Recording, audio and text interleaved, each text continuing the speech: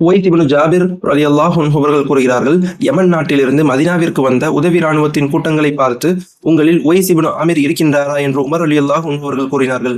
இறுதியாக உவைஸிடம் வந்தார்கள். அவரிடம், நீர்தான் உவைஸ் இப்னு ஆமிரா என்று கூறினார்கள். அவர் ஆம் என்றார். நீர் கரண் வம்சத்தில் முராது குடும்பத்தை சேர்ந்தவரா என்று கூறினார்கள். அவர் ஆம் என்றார். இதற்கு முன் உமக்கு வெண்குஷ்டம் இருந்தது, அதிலிருந்து நீர் முழுமையாக சுகமடைந்தீர். ஆனால் ஒரு திர்ஹம் அளவில் உள்ள பகுதியை தவிர. இது உண்மையானதா என்று கூறினார்கள். அவர் ஆம் என்றார். உமக்கு தாய் இருக்கின்றாரா என்று கூறினார்கள்.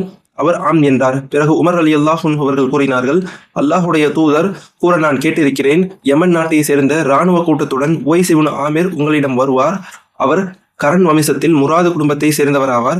அவருக்கு வெண்குஷ்டம் இருந்தது, அதிலிருந்து முழுமையாக சுகமடைந்தார், ஒரு திர்ஹம் அளவில் உள்ள இடத்தை தவிர. அவருக்கு ஒரு தாய் இருக்கின்றால், அவர் அந்த தாய்க்கு நன்மை செய்பவர் ஆவார். அவர் அல்லாஹ்வின் மீது சத்தியமிட்டால் அவருடைய சத்தியத்தை அல்லாஹ் நிறைவேற்றுவான். ஆகவே உன்னால் முடிந்தால் அவர் உனக்காக பாவ மன்னிப்பு தேடும்படி கேட்டுக்கொள். ஆகவே உவைஸே, நீ எனக்காக பாவ மன்னிப்பு தேடுவீராக என்று உமர் ரலியல்லாஹு அன்ஹு அவர்கள் கூற, அவரும் உமர் ரலியல்லாஹு அன்ஹு அவர்களுக்கு பாவ மன்னிப்பு தேடினார்கள். பிறகு, நீர் எங்கே செல்ல விரும்புகின்றீர் என்று உமர் ரலியல்லாஹு அன்ஹு அவர்கள் கேட்க, கூஃபா நகரம் என்று அவர் கூறினார். நான் கூஃபாவின் ஆளுநருக்கு உங்களுக்காக கடிதம் எழுதி தரட்டுமா என்று உமர் ரலியல்லாஹு அன்ஹு அவர்கள் கூறினார்கள்.